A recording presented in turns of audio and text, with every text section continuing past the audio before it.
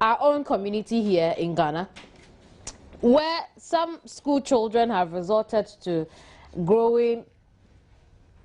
Take a look at the substance. I don't know if our cameras can capture that for you.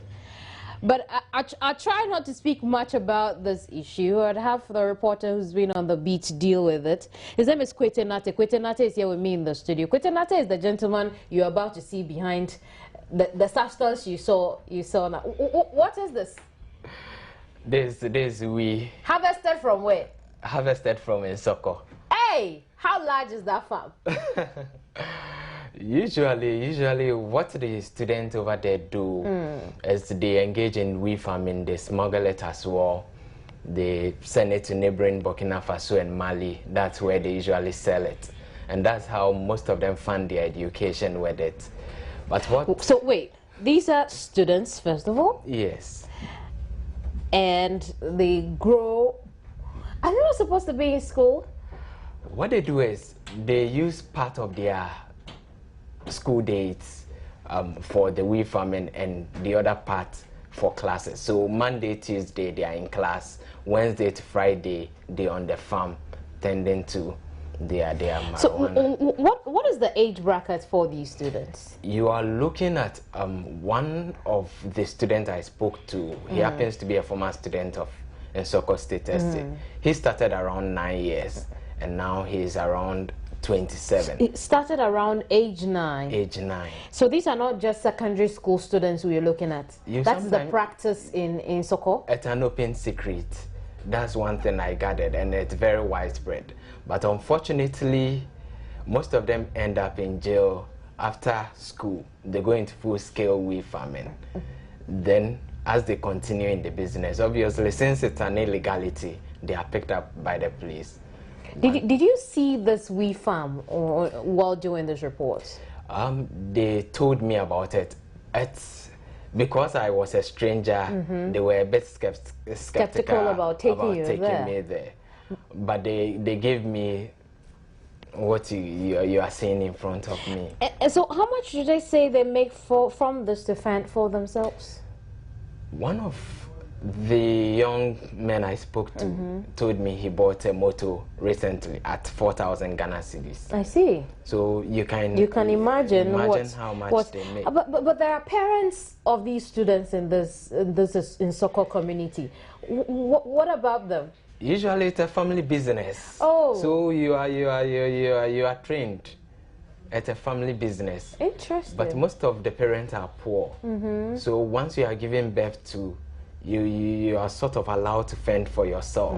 And the only lucrative means, aside from farming, which is quite tedious, is the wheat farming. Where is Nsawkam in Ghana?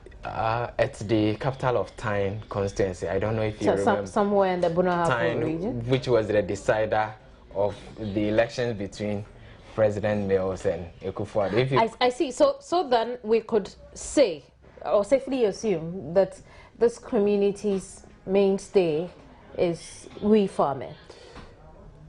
If we can put it like that, because it's widespread. That's one thing I picked up. So how did it feel like being in a community where this substance widely grown, widely traded in, and even children are engaged in this? What was it like being in such a community? What are some of the challenges you encountered, perhaps? You know, it's something they don't speak about it. And if you're a stranger, it means that like, you get there, you don't know. Until you are told. Until you are told. It's an open secret. And the wheat farms are not situated close to the communities. They are deep in the forest. And there are different routes leading to them. So it's like a secret business for the community. For the community. Because that is how they fend for themselves. But what have you done with the story since you brought it to bear? We would be airing it today on Joy FM. Joy FM. So after that, we would be following up on subsequent leads that would be coming up. I'd love to hear that. I just want to tell our viewers as well that we would bring you a TV version of that as best as we can from Kwete Nate. You want to stay on for subsequent broadcasts for this. But has the police got information on this? How is the police involved? We would be contacting the police any moment from now, so we would be seeking their version to the whole scenario. Is there a police station anywhere around this community? There is a police. I just don't get how. In fact, there's a police station in the community. But one of the boys told me that, let me quote him, the police is corrupt. That's what he told me. And they have a way of outwitting the police. When it gets to difficult times, they have a way of getting their way past the police. So, do they use the substance themselves? This is already giving me a headache. Do they use the substance themselves? Some of them use it, some also do not. Those that do not tell me they prefer taking the local Janakbeteshi. So they make all this money from the substance. Is the community any well to do? Are they any better? It's like the average rural community where in Nsawkam, for instance, when I told the community, there was only one fast food joint. And you can imagine. Did you speak to the Member of Parliament for the greater community?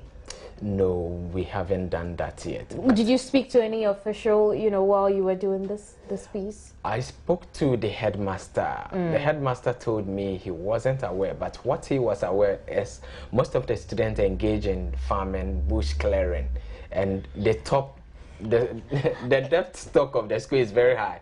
Most of the students have very bad grades. They don't come for their result after they complete. But I'm concerned that this headmaster allows the students Wednesday to Friday or Wednesday to Sunday to go and do farming. If a student skips class, you obviously not know what he is doing. Yes.